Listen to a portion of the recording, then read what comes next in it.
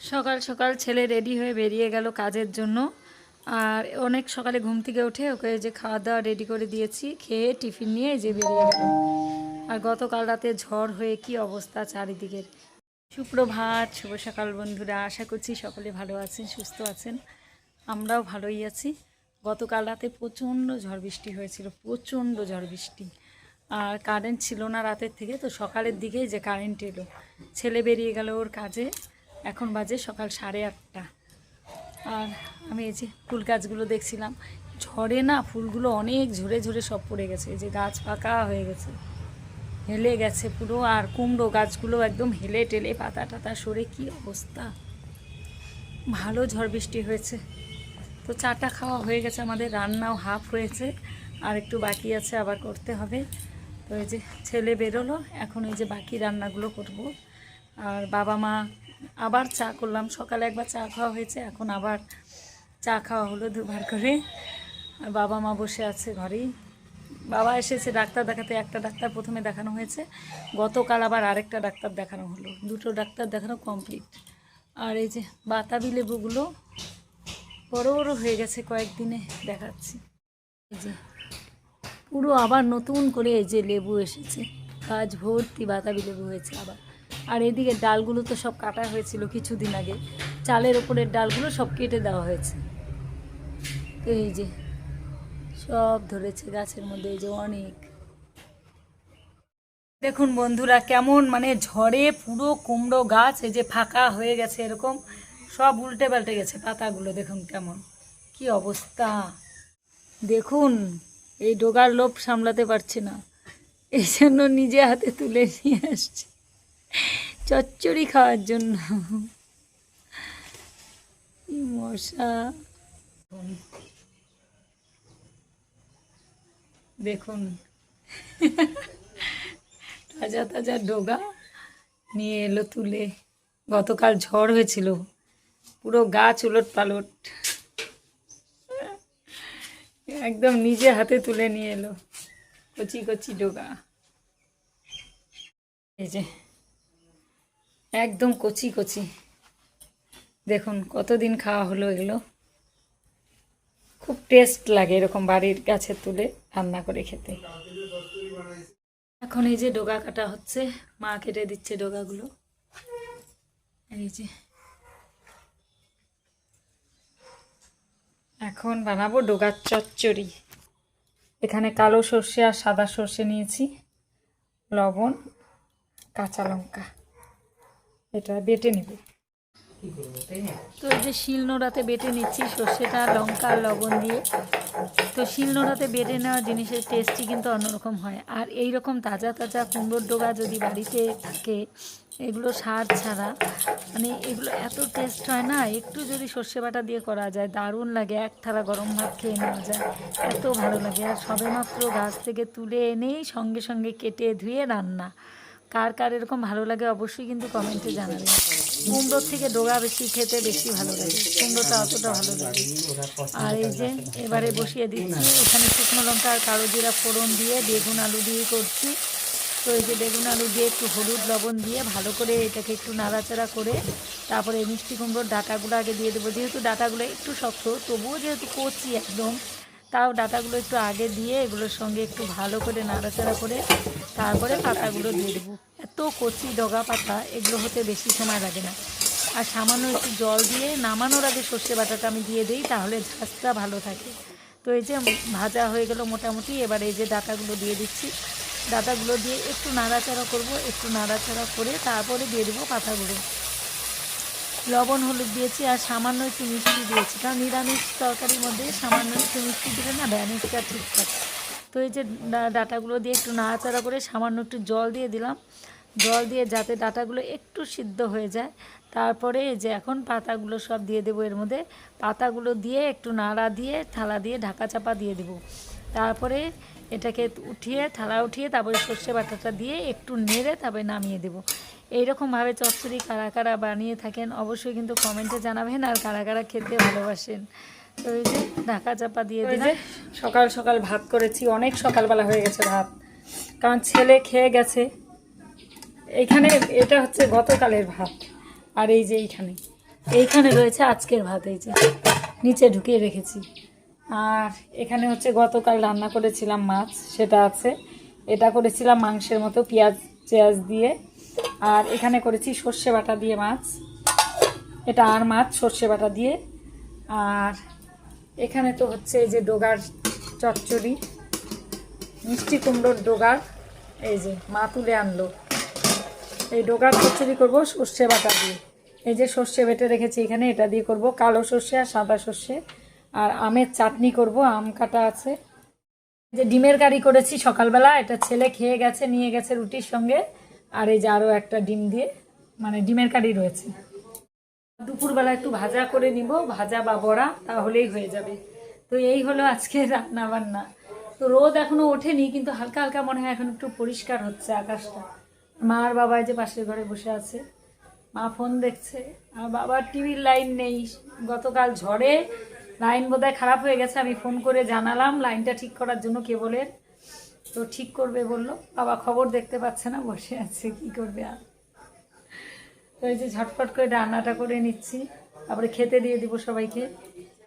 বন্ধুরা, আমার ছেলের যে ব্যাগটা হারিয়েছিল, ব্যাগের মধ্যে সমস্ত কিছু ডকুমেন্টসের জেরক্স, তারপরে টিফিন বক্স, ছাতা, জলের বোতল, এমনকি হেডফোন, চার্জার, সব কিছু ছিল। তো ব্যাগটা আমরা আগের দিন অনেক খুঁজেছি, সবাইকে বলেছি, টোটোওয়ালা থেকে শুরু করে মানে সব জায়গায়, আবার থানাতে খোঁজ নিয়েছি যে কেউ জমা দিয়ে গেছে কিনা। তো খোঁজাখুঁজির পরে তারপরে ভেবেছিলাম যে পাওয়া যাবে না হয়তো। তো আবার মনের মধ্যে একটু আশাও ছিল, কেউ পেলে হয়তো যদি ভালো মানুষ হয় দিয়ে যাবে। তো গতকাল বাবাকে ডাক্তার দেখাতে নিয়ে গেছিলাম, তখন আপনাদের দাদাভাই আমাকে ফোন করলো যে একজন টোটোওয়ালা দাদা আর তার বোন এসেছে ব্যাগ নিয়ে এসে আবার যাচাই করছে। সামনের দোকানে জিজ্ঞাসা করলো, করে এসে আবার যাচাই করছিল যে এই বাড়িতে কেউ মানে নার্সিংহোমে চাকরি করে কিনা। তো শাশুড়ি মা তখন বলল যে হ্যাঁ করে, আমার নাতি করে। তখন বলল যে তাহলে এই ব্যাগটা আপনাদের নাকি দেখুন তো, ছবি, ওর পাসপোর্ট ছবি পর্যন্ত ছিল ব্যাগের মধ্যে, নার্সিংহোমের নম্বর ছিল, ফোন নম্বর, সব কিছুই ছিল। ওগুলো সব দেখে টেখে তখন ভেবেছে যে কাজের সব কিছু, তো নিয়ে এসেছে। তারপরে ব্যাগটা পাওয়া গেছে, সব খুলে খুলে দেখাচ্ছে যে সব কিছু ঠিক আছে নাকি দেখে নেন। তারপরে আপনাদের দাদাভাই পরে মিষ্টি খাওয়ার জন্য 500 টাকা দিয়ে দিয়েছে টোটোওয়ালা দাদাকে। ব্যাগটা যে মানে ফেরত পেয়েছি এটাই বেশি, কারণ ওর মধ্যে ডকুমেন্টস, তারপরে অনেক কাগজপত্র, আর হেডফোন ছিল, আইফোনের চার্জার, হেডফোন, এগুলো তো প্রচুর টাকা না। নতুন টিফিন বক্স, জলের বোতল, সবই ছিল। এগুলো নয় বাদিয়ে দিলাম, মেন কাগজপত্রগুলোর জন্যই আরও বেশি পাওয়া গেছে, এটাই মানে একটা ইয়ে। আর আপনাদের তো বলেছিলাম আগের ভিডিওটার মধ্যে যে হারিয়ে গেছে, তো যেহেতু পাওয়া গেছে এই জন্য আবার এই ভিডিওতে জানিয়ে দিলাম। আর দিয়ে গেছে, ভালো মানুষ এখনও আছে যে যারা অনেক কিছু পেলেও যখন দেখে যে মানুষের দরকারি প্রয়োজনীয় জিনিস, তো ফেরত দিয়ে যায়। প্রথম দিনই ফোন করেছিল, ফোন নার্সিংহোমের একটা নম্বরে করেছিল, তো ওরা বুঝতে পারেনি জন্য ফোনটা রিসিভ করেনি। তো এই জন্যই গতকাল মানে ঠিকানা দেখে তারপরে বাড়িতে এসে দিয়ে গেছে। যে ডোগা চচ্চড়ি হয়ে গেছে, এখন নামিয়ে ফেলবো। সর্ষে বাটা দিয়ে দিলাম এর মধ্যে, তো হয়েই গেছে, নামিয়ে ফেলবো। আর এখন এই যে হালকা হালকা একটু রোদ দেখা দিচ্ছে। এখন এখানে হচ্ছে যে আমের চাটনি, আর এখানে মা খেতে বসে পড়েছে, ওই ঘরে বাবা খাচ্ছে। আমের চাটনি হয়ে গেছে, আমের চাটনি নামিয়ে নিয়েছি। এখন করছি ডাল চচ্চড়ি। যে মুসুরির ডাল ধুয়ে নিয়েছি, এখানে যে টমেটো, এখানে শুকনো লঙ্কা, কালো জিরে, গোটা রসুন আর পেঁয়াজ কুচি, এগুলো একটু নেড়ে নিচ্ছি। আর নামানোর আগে কাঁচা লঙ্কা দিয়ে দিব, এখন শুকনো লঙ্কা দিয়েছি ফোড়নে। তো এগুলো একটু ভাজা ভাজা হলে ডালটা দিয়ে একটু লবণ হলুদ দিয়ে নেড়ে জল দিয়ে দিব, তারপরে শুকনো করে নামিয়ে ফেলব।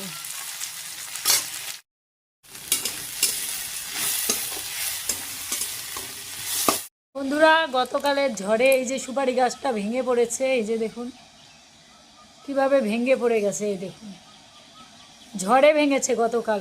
কত সুপারি গাছের ফুল, গাছটার মধ্যে কত ফুল গো,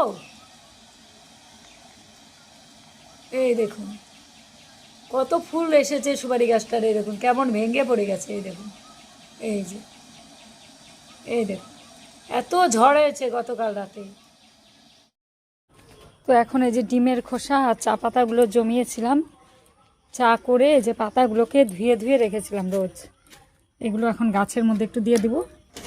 এগুলো ভীষণ ভালো জৈব সারের কাজ করে। তো লঙ্কা গাছটাকে না বাঁচানো গেল না, লঙ্কা গাছটা কেমন মরেই গেল, জানি না পাতাগুলো কেমন ঝিমিয়ে গেছে।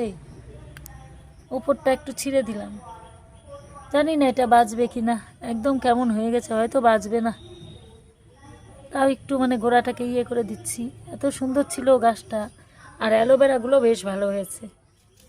এগুলোর মধ্যে এই যে এইগুলো দিয়ে দিই ছড়িয়ে একটু, তাহলে ভালো হবে। এখানেও একটু দিয়ে দিলাম লঙ্কা গাছের গোড়ায়, যদি বাঁচে এই আশাতেই দিচ্ছি। আর এখানে দিয়ে দিলাম এই চা পাতাগুলো। এখন যাচ্ছে আমাদের কালটু সোনাকে খাবার দিতে। কালটু সোনায় যে বসে আছে এসে,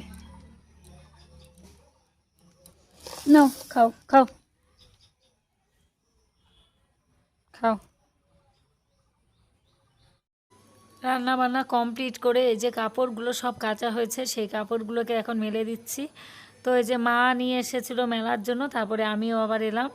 তো মোটামুটি রান্না হয়ে গেছে, শুধু আলু ভাজাটা করব খাওয়ার আগে, তাহলেই হয়ে যাবে। আর মা মেলছে জন্য আমি আবার এসে এই যে হাতে হাতে মেলে দিচ্ছি। আর মাকে ফোন করেছে একজন, মা কথা বলছে। তো অনেকগুলোই কাপড় একা একা মেলতে অসুবিধা হচ্ছে, যেহেতু ফোনও করছে। আর এই জন্য আমি যে যতটা পারছি মেলে দেওয়ার চেষ্টা করছি।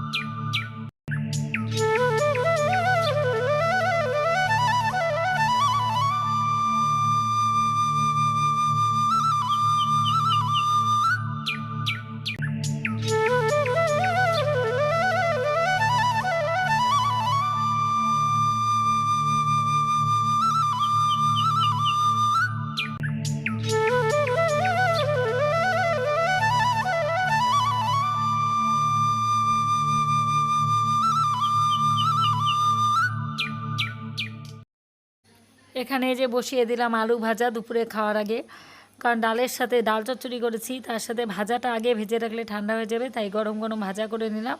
এবারে মা বাবাকে খেতে দিয়ে দিলাম ভাত, আর দুটো রুটি ছিল সকালের। আমার ভাত খেতে ইচ্ছে করছে না জন্য আমি যে রুটি দুটো নিয়ে নিলাম, সঙ্গে আলু ভাজা, ডাল চচ্চড়ি আর আমের চাটনি নিয়ে নিয়েছি। এই হলো আমার দুপুরের খাবার। তো রুটি দুটো খেতে পারবো না, একটা রুটিই খেয়েছিলাম।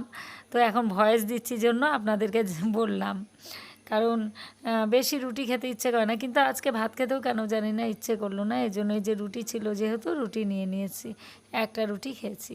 তো এই যে প্লেটটা সাজিয়ে নিয়ে এবারে বসবো খেতে। তো আজকের ব্লগটা এখানেই শেষ করছি। কেমন লাগলো অবশ্যই জানাবেন, ভালো লাগলে পাশে থাকবেন আর পেজটাকে ফলো করে দেবেন। দেখা হচ্ছে আবার একটা নতুন ভিডিওর সঙ্গে। সবাই ভালো থাকবেন, সুস্থ থাকবেন। আজকের মতো টাটা।